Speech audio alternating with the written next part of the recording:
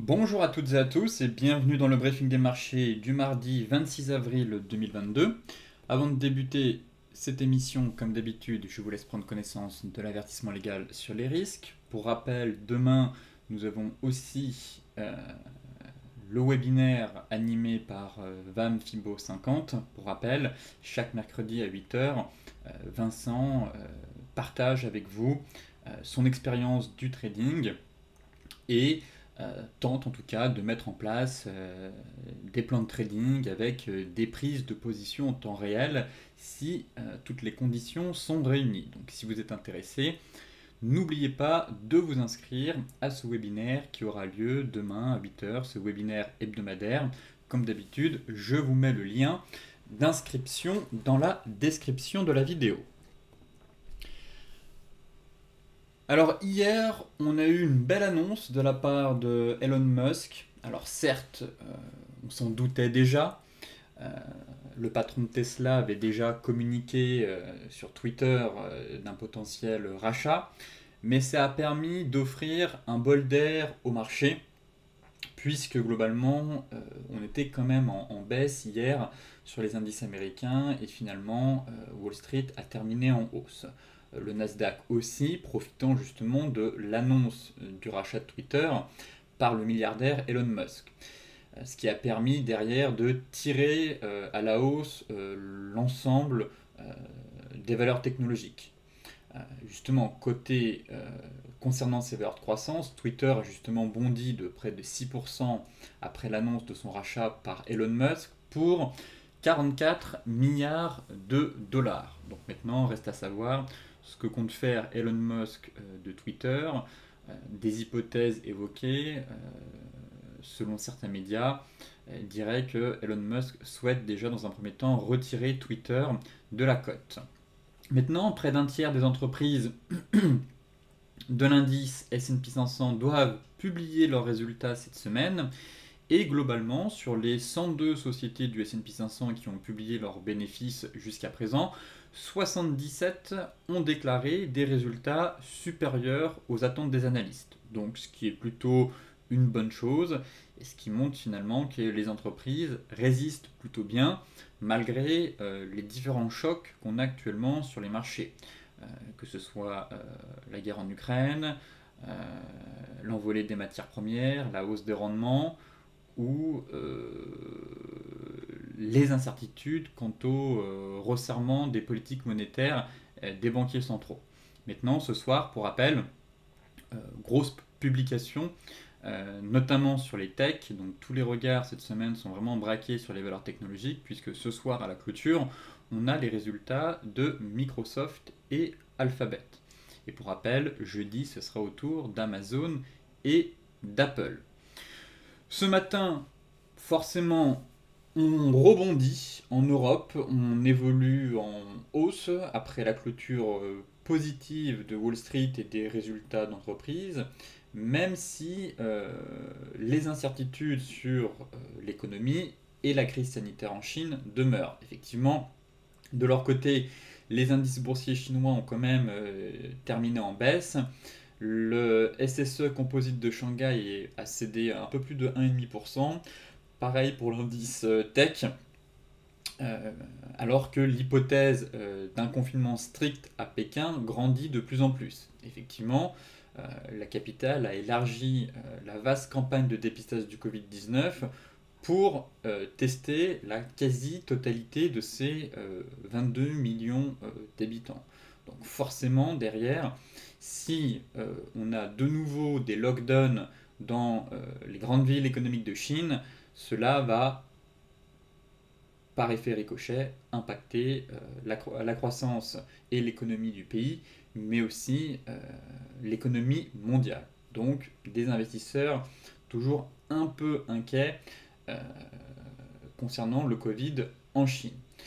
Ces incertitudes devraient rester présentes, très clairement, mais pour l'heure, bon, les investisseurs semblent vouloir profiter du rebond des actions américaines et en particulier du compartiment technologique, à la suite, comme je vous le disais, du rachat du réseau social Twitter par Elon Musk. Maintenant, il va falloir transformer l'essai, j'ai envie de dire, et aussi confirmer les bons résultats à venir de la part des big tech, dont Microsoft et Alphabet ce soir après la clôture.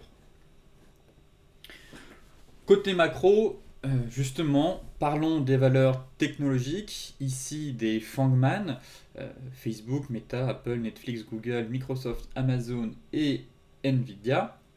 Et on a quand même perdu, depuis 2022, quelques milliards. On a même perdu 2400 milliards de capitalisation boursière depuis l'ATH autour des 11 000 milliards de dollars de capitalisation, ce qui est quand même assez énorme pour seulement 7 sociétés qui pesaient plus de 10 000 milliards de capitalisation boursière. Donc finalement, on a le sentiment que la bulle se dégonfle un peu. On avait quand même eu une certaine envolée et surtout une certaine euphorie depuis maintenant quelques temps sur ces valeurs. Et Netflix et Meta, alias Facebook, ayant quand même perdu la plupart de leurs gains accumulés durant les 5 dernières années. Rappelez-vous, Facebook a lourdement chuté lors de ses derniers résultats. Facebook avait quand même atteint le club des 1 milliard de dollars de capitalisation boursière en 2021 et aujourd'hui divisé par 2. Le cours de bourse ne vaut plus que, sa capitalisation boursière plutôt ne vaut que 500 milliards de dollars, donc divisé par 2. Et Netflix, n'en parlons pas, la capitalisation boursière n'était pas aussi élevée. Je vous l'avais présenté justement, il me semble qu'on était à 300 ou 400 millions de dollars, je me souviens plus exactement.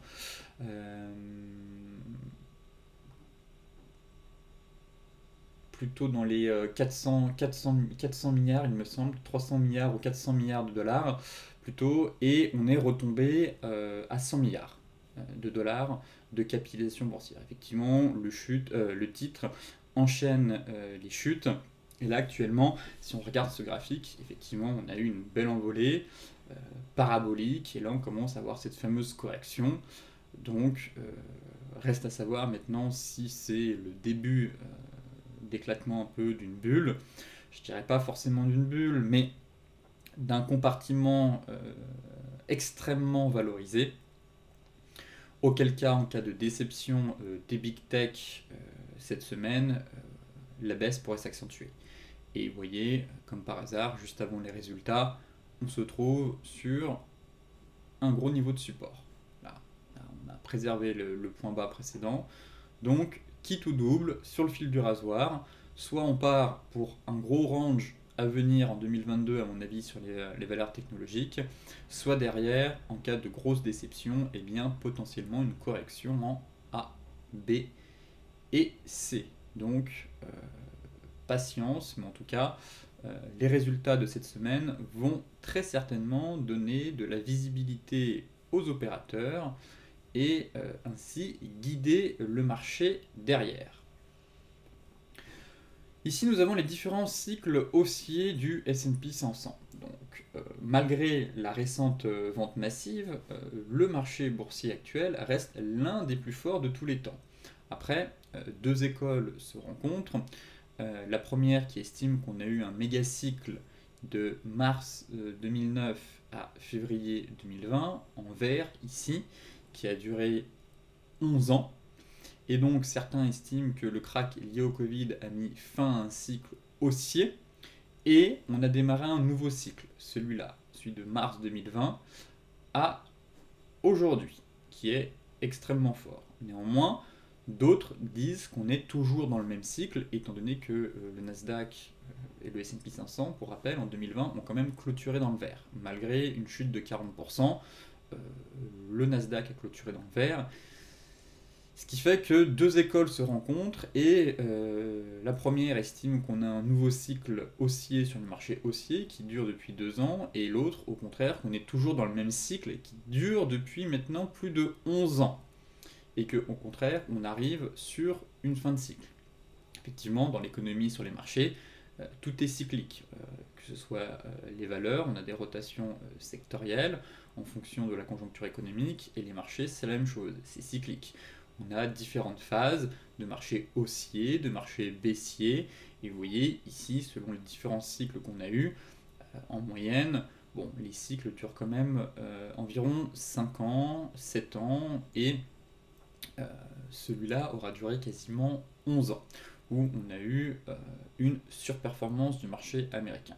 Donc là, si on part du principe qu'on a démarré un nouveau cycle, effectivement, malgré une chute, là actuellement on est sur une chute de 20% sur le Nasdaq, un peu moins pour le S&P 500, mais la tendance haussière ne s'est toujours pas inversée. On reste quand même dans une dynamique assez forte. Effectivement, on a une dégradation de la conjoncture, des craintes qui augmentent chaque jour, que ce soit lié à l'inflation, le resserrement monétaire et le risque de ralentissement économique mondial. Donc forcément, pas mal de craintes, mais pour l'instant, un marché, je trouve, qui résiste plutôt bien. Donc, comme à chaque fois, le pire n'est pas certain, mais on risque très clairement, enfin, on va avoir au cours de cette semaine et de la semaine prochaine pas mal d'indications, que ce soit avec les résultats des sociétés et la hausse d'un demi-point de base de la Fed, qui va derrière permettre de savoir où est-ce que le marché a envie de naviguer. Est-ce qu'il a envie de résister et accorder une confiance à la Fed pour juguler l'inflation, ou au contraire perdre pied et véritablement entamer une phase de bear market.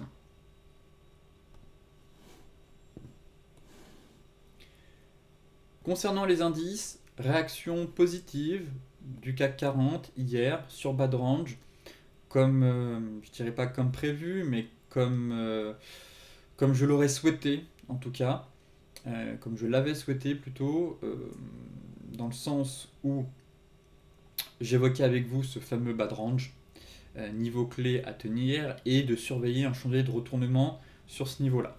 Donc hier, c'est exactement ce qu'on a eu.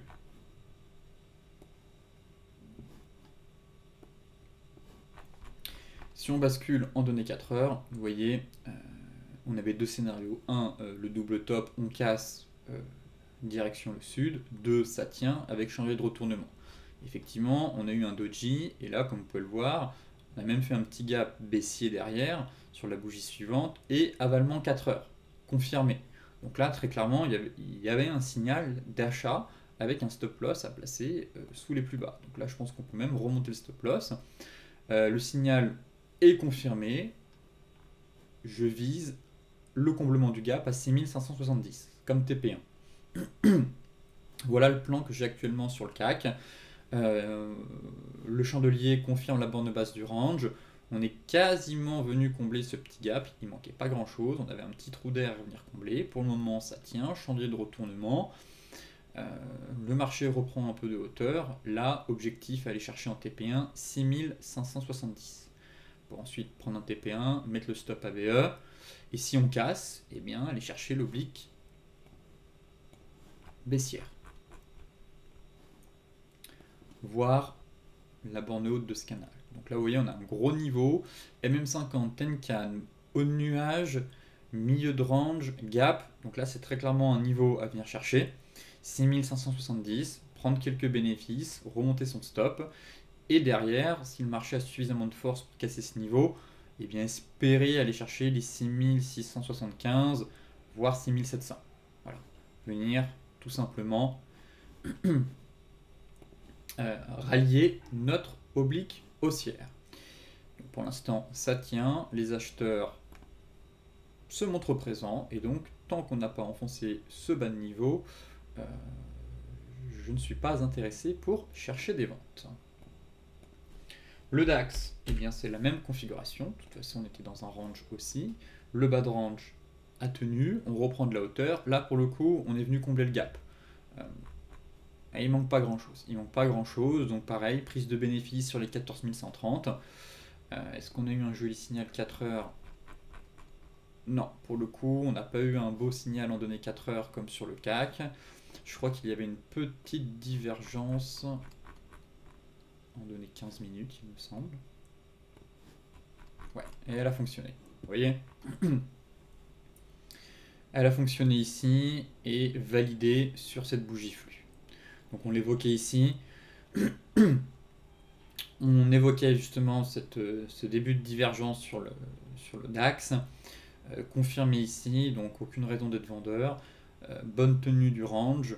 Et là, mettez votre stop à break-even. Très clairement, il ne manque pas grand-chose. Bon, l'idéal, c'est d'aller chercher le comblement du gap, comme sur le CAC. En données 4 heures, bon, il y a un gros niveau ici. Hein, ça risque de bloquer. Court terme, prise de bénéfice ici, très clairement, on remonte le stop. Et puis advienne que pourra. Dans un premier temps, voilà, l'oblique ici à aller chercher 14 002 à court terme. Et comme pour le CAC, si on parvient à franchir, vous voyez, ce gros niveau, eh bien, on visera ce deuxième gap, celui qui est ici. Donc voilà les trois niveaux pour moi à surveiller. S'alléger, remonter ses stops ici. S'il y a de la place, on va chercher un peu plus haut. Si on casse, on remonte le stop et on visera le comblement de ce gap.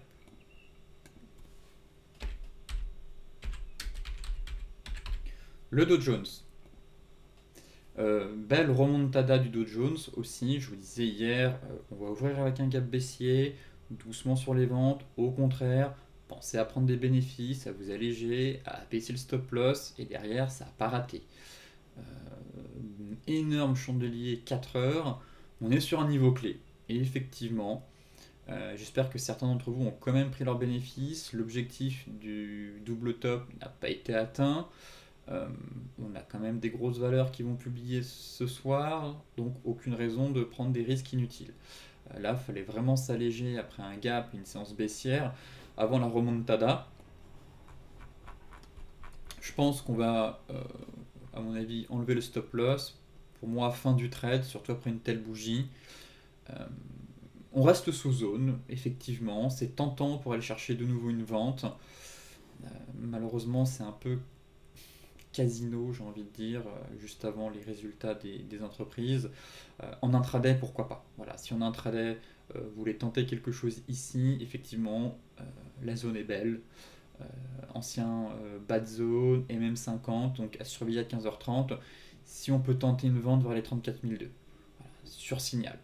Pour de l'intraday uniquement. On ne va pas prendre des risques avant la publication des grosses tech. Si on bascule 7 du terrain, effectivement, belle réaction sur zone. Ça peut être intéressant. Ça peut être intéressant, peut-être que certains ont tenté une vente, je peux le comprendre, effectivement, c'est un gros niveau. Je l'évoquais avec vous hier, justement, d'attendre un rebond pour revendre. C'était un peu le scénario que j'avais évoqué. Bon, effectivement, belle bougie ici, 4 heures avec un avalement. J'attendrai quand même l'ouverture à 15h30. Le stop loss, je vous disais de le placer là, mais plus dans une optique d'intraday. Voilà. Pas en swing, pas envie de rester en position avec autant de publications. Même si c'est globalement du Nasdaq, quoique non, Microsoft c'est du Dow Jones, autant pour moi. Microsoft et Apple sont des valeurs au sein du Dow Jones. Alphabet et Amazon en revanche non, mais on a Microsoft ce soir. Donc là plutôt pour de l'intraday, je peux le comprendre. On a une très belle zone. Voilà, on est venu, vous voyez, 38,2, on échoue. Donc peut-être que certains ont tenté ici la vente suivant le plan hier, mais pour de l'intraday. Voilà, prenez quelques points. Si on peut aller chercher un peu plus bas, tant mieux. Pour un trade de 50, 150 points. Voilà, ni plus ni moins. Mais ça fait le job et derrière, on réanalysera le Dow Jones après que les marchés aient digéré les publications d'entreprise.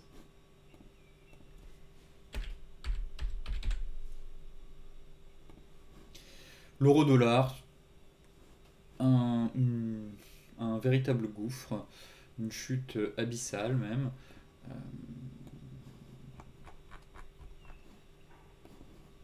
On enfonce tous les niveaux de support, aucune réaction des acheteurs, c'est ultra baissier. Bon, eh bien, on va attendre les 1,0630.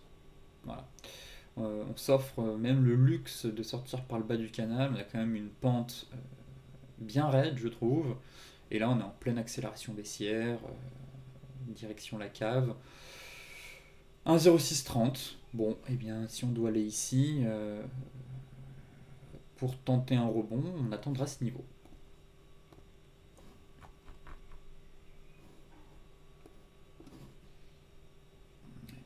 Petit niveau, 1,06... 1,0630, 1,0640, effectivement. C'est un niveau intermédiaire, hein. Le vrai gros niveau et beau niveau, où là par contre, faudra commencer à chercher des achats sérieusement, c'est les 1,0520. 1,0520, 1,0470. Là, c'est vraiment la zone où faudra chercher des achats. Ici, niveau intermédiaire, toujours pas de signal de retournement. Aucune raison de se précipiter sur l'euro-dollar. J'attends les 1,0630, 1,0635. Voilà. Là, on est en train de casser le support, on accélère. Bon, peut-être qu'on fait de l'excès baissier, c'est possible. On va sûrement réintégrer pour revenir pullbacker notre grosse zone. Voilà, ici on a une grosse zone.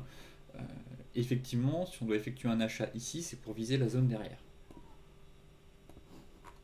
Mais pour l'heure, voilà, j'avais comme soutien, vous voyez, mon RSI ici, la pertinence de l'analyse technique sur l'indicateur RSI. Donc on avait quand même,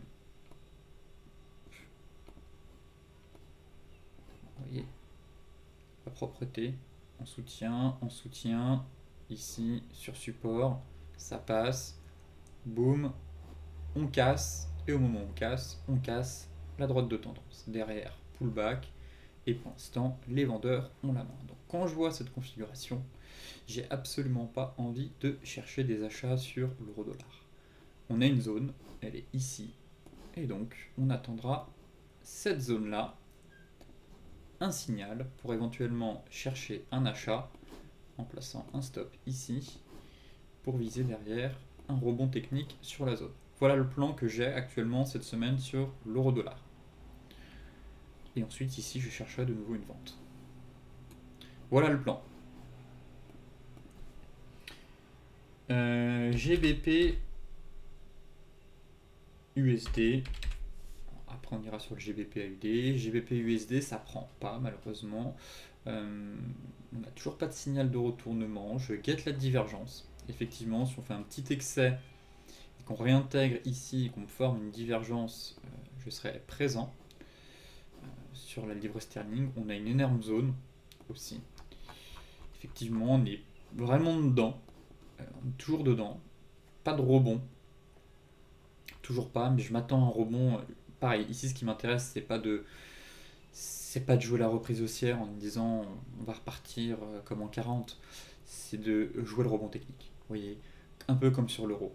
Canal baissier, cassure par le bas, excès baissier, on perd 300 pips. Donc là, pour moi, ce qui m'intéresse, c'est juste de jouer ce rebond technique en direction des 1,2860. Voilà le plan. Maintenant, en données 4 heures, on est dans un range. Voilà, on a un range qui est en train de se construire ici. Pour l'instant, je note pas de signal. On avait une petite divergence, effectivement, mais était très très légère. L'avalement haussier, pour le coup, était plutôt encourageant, effectivement, ici.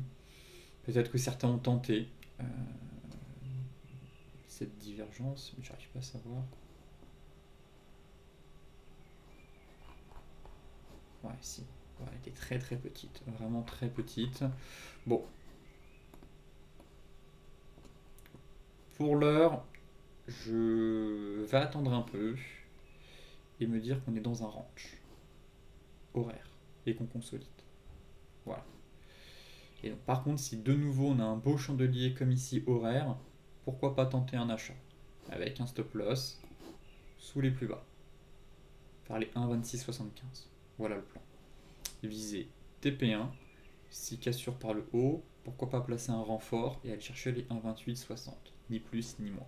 Voilà le plan de la semaine que je surveille actuellement sur la livre sterling. On avait l'AUD-Yen, où le plan s'était déclenché déjà vendredi. Là, pareil, ce qui va m'intéresser sur cette paire, c'est si on arrive à casser cette droite. Voilà.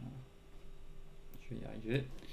Là, j'ai un élargissement de sommet, baissier, élargissement de sommet, et j'attends de voir si ça va casser par le bas pour accélérer et aller chercher notre TP2. Pour rappel, on avait mis en place un plan baissier suite à la validation de la divergence qui s'est confirmée vendredi via la cassure de ce support. Donc, prise de TP1 ici.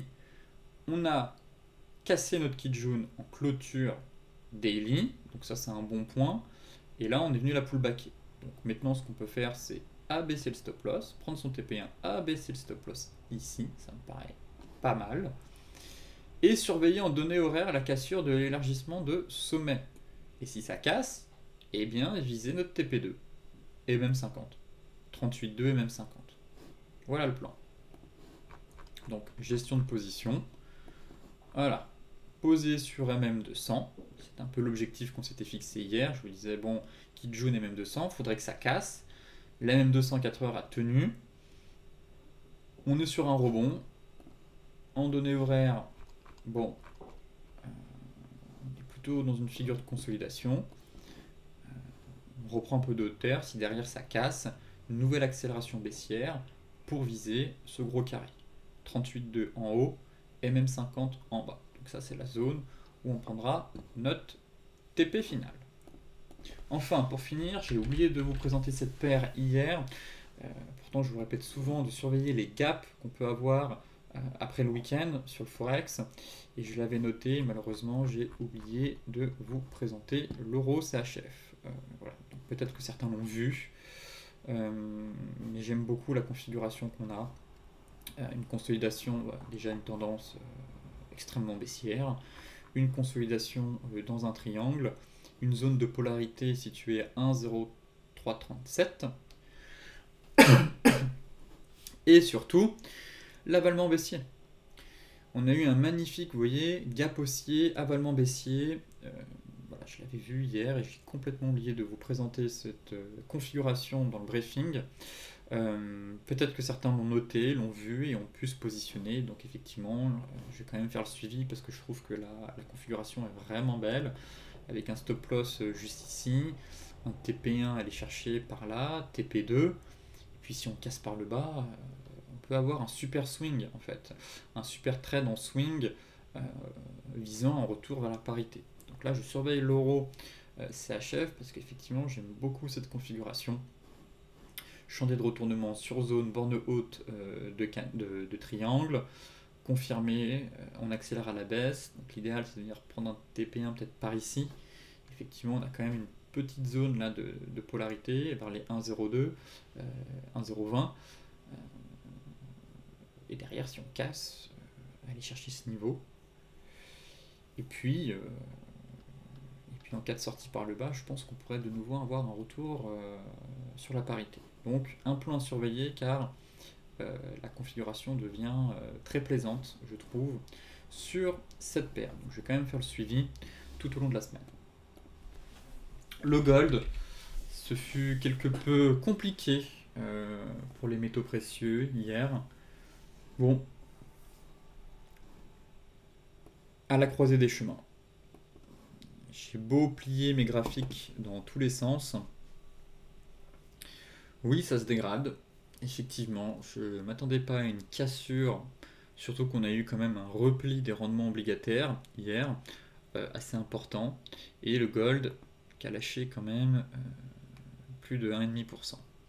Bon, maintenant ce que je surveille, c'est ce niveau-là. Voilà, on est revenu en fait taper notre mèche ici avec l'accumulation des mèches. Donc, je pense qu'il faut élargir de nouveau ce range. Et d'un autre côté, si on reprend la dernière vague de hausse, ça représente aussi les 61 bits. Effectivement, je préférerais avoir une tenue au-dessus des 1910, qui pour moi, c'est quand même la zone importante. Mais pour l'heure, on est allé un peu plus bas. Donc difficile de vous dire si on a cassé, on fait le pullback, on va aller à 1850, ou faut-il réajuster le range entre 23,6 et 61,8. Je pars pour l'instant dans ce scénario de réajuster le range. Voilà. Euh, je trouve qu'on a quand même un beau niveau, on n'aurait pas le niveau des 61,8.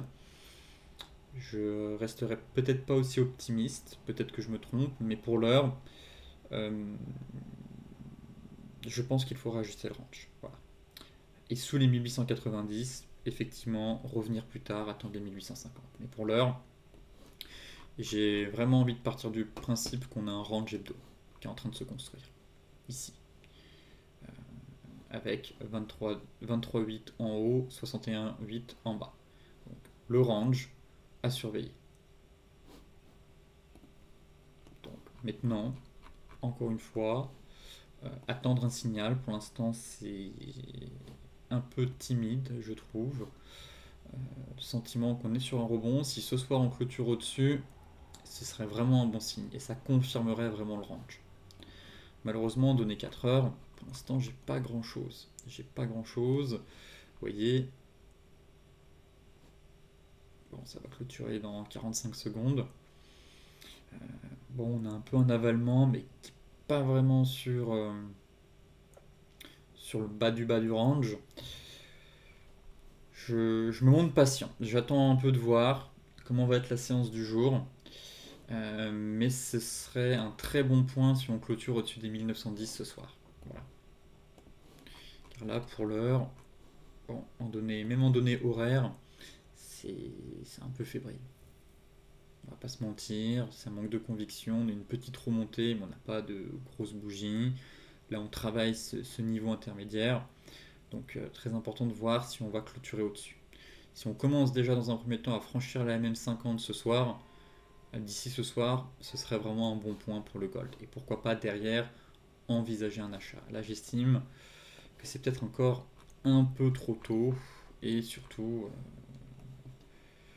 bon, ok, on a confirmé l'avalement, mais il est un peu léger, je trouve, l'avalement. Et surtout, ce qui me dérange, c'est qu'on est sous une résistance. Après, comme vous le savez, dans les ranges, on peut avoir des supports et des résistances. Ce sont un peu des ranges complexes. Normalement, un range, c'est un peu comme une passoire. On va de la borne basse à la borne haute et vice-versa, mais parfois on peut avoir une résistance ou un support au sein du range. Donc là, c'est peut-être le cas, mais l'idéal pour moi, pour rentrer plus sereinement, serait qu'on casse ce niveau. Pas grave si on rate une partie du mouvement, on rentre plus sereinement sur une meilleure confirmation et derrière, on peut placer le stop sous le bas du range vers les 1883.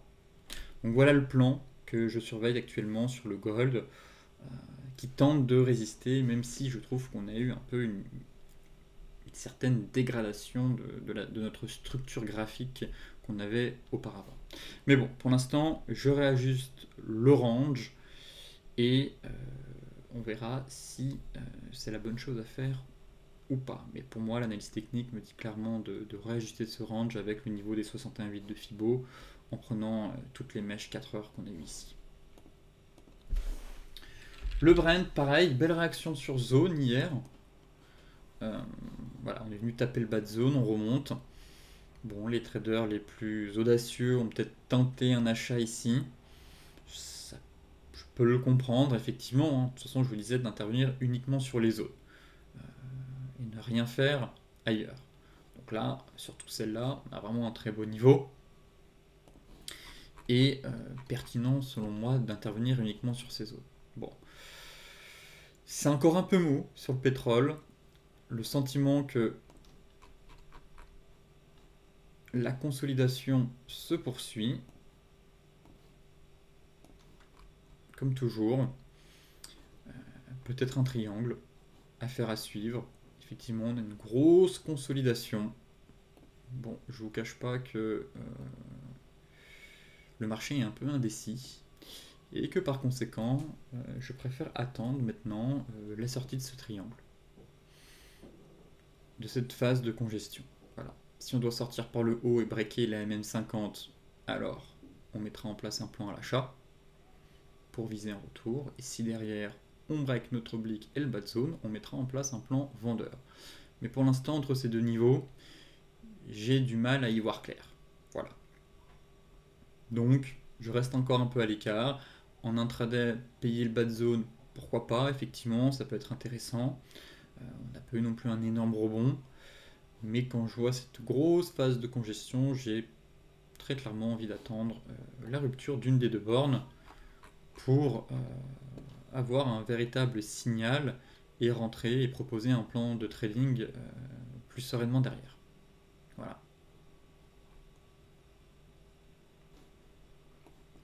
Pas beaucoup d'actions, hein. Vous voyez, on a des amplitudes de plus en plus faibles sur le Brent, moins de volatilité.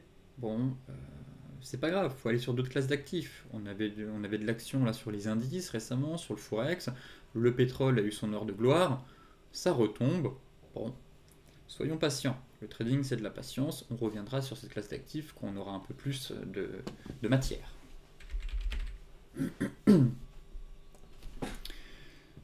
Le light, c'est exactement la même chose. On est venu taper la zone de nouveau. Là, la difficulté réside dans savoir si on est dans un triangle ou un range. La structure est pas aussi belle que sur le Brent, mais la dynamique de moyen terme reste la même. Des amplitudes de plus en plus faibles, une baisse de la volatilité, un manque d'enthousiasme de la part des acheteurs et des vendeurs. Bon, des zones préservées, mais sans véritable relais derrière. Patientons.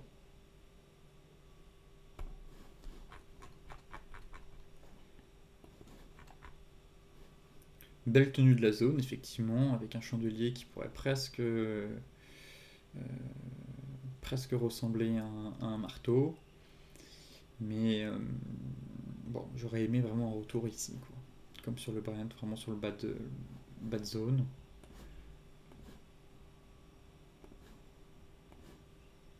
Parce qu'on a un triangle de consolidation, triangle descendant. Bon, bah, l'idéal, selon moi, c'est d'intervenir sur la borne haute ou la borne basse. Voilà, donc pour l'instant, l'absence de visibilité fait que je préfère m'abstenir pour mettre en place un plan de trading. Autant sur certains actifs, on a vraiment des choses intéressantes qui se passent, notamment sur le Forex, les indices aussi, autant sur le pétrole. Bon, ça commence peu à peu à devenir un peu mou, et on risque finalement de végéter encore quelques temps en préservant ces niveaux de support dans l'attente du prochain catalyseur. Le Bitcoin qui finalement sauve les meubles, dopé très clairement par Elon Musk, hein. On va pas se mentir, le rachat de Twitter a dopé les valeurs technologiques. Derrière, le Bitcoin a rebondi, mais aussi on note que le Dogecoin, la crypto-monnaie tant plébiscitée par Elon Musk, elle s'est aussi envolée. Donc effectivement, ça a offert un bol d'air frais aux crypto-monnaies. Pour l'instant, je suis assez neutre, dans le sens où pour moi le Bitcoin c'est du Nasdaq avec une corrélation positive de plus 0,7, donc ce qui est quand même assez impressionnant.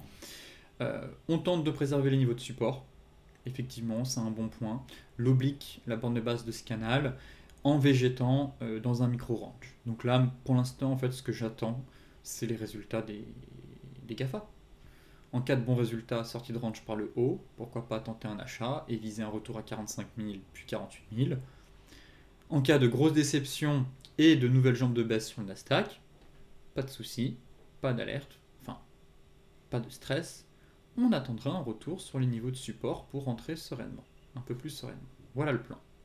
Mais pour l'heure, on végète depuis maintenant quasiment 2 semaines dans ce micro-range. On préserve les niveaux de support, quoique hier c'était limite. Finalement, petit catalyseur avec Elon Musk, mais j'ai pas envie de proposer un plan à l'achat pareil. J'attends les résultats des sociétés, de voir comment le Nasdaq va réagir. Si ça reprend de la hauteur et qu'on casse la même 50, pourquoi pas tenter un achat avec un stop loss ici, c'est 45 000 et 48 000.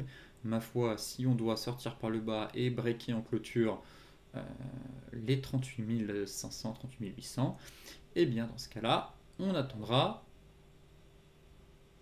la fin de la correction et surtout les niveaux clés d'intervention pour se positionner.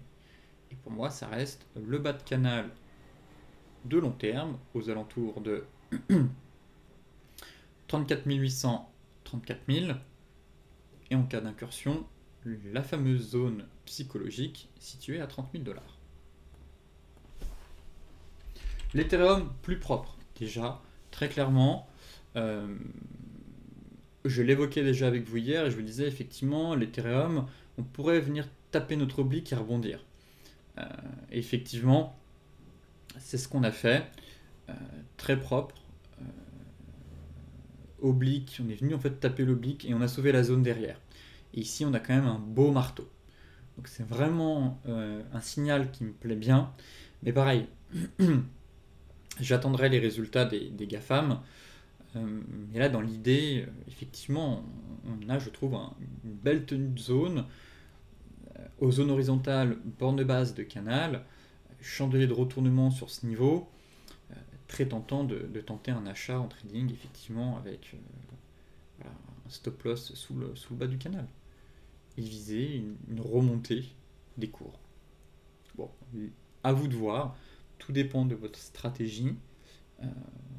Si vous êtes un trader agressif et vous estimez que les résultats vont être bons, eh bien pourquoi pas tenter un achat sur l'Ethereum maintenant et espérer une nouvelle jambe de hausse. À l'inverse, si vous êtes un peu plus prudent, eh bien attendez les résultats pour voir si derrière ce catalyseur va confirmer les éléments techniques encourageants qu'on a eu hier soir à la clôture. Mais effectivement, l'Ethereum a une bien meilleure tête, je trouve, que le BTC. On se trouve vraiment sur le fil du rasoir sur le BTC, alors que sur l'Ethereum, c'est préservé, c'est sauvé, et en plus j'ai un chandelier intéressant pour du court terme. Donc derrière, espérons qu'on puisse avoir un redémarrage pour nous offrir une nouvelle jambe de hausse. Là, en données 4 heures, bon, pas grand chose à dire. La zone est préservée, donc pareil, en fait, je ne passerai pas baissier sur l'Ethereum tant qu'on n'aura pas cassé les plus bas en clôture de bougie. Voilà le plan. Donc plutôt, effectivement, envie de chercher des achats tant que ce niveau tient et qu'on n'a pas une cassure sous ce niveau. Auquel cas, en cas de cassure, comme pour le BTC, on patientera pour attendre un retour sur notre fameuse zone clé, la parallèle, couplée à la prochaine grosse zone, donc 2545, 2475. Mais pour l'heure, les acheteurs montrent encore un peu de force et donc n'ont peut-être pas dit leur dernier mot. Sur ce, je vous souhaite une excellente journée, de très bons trades et je vous dis à demain pour un nouveau point complet sur la planète finance.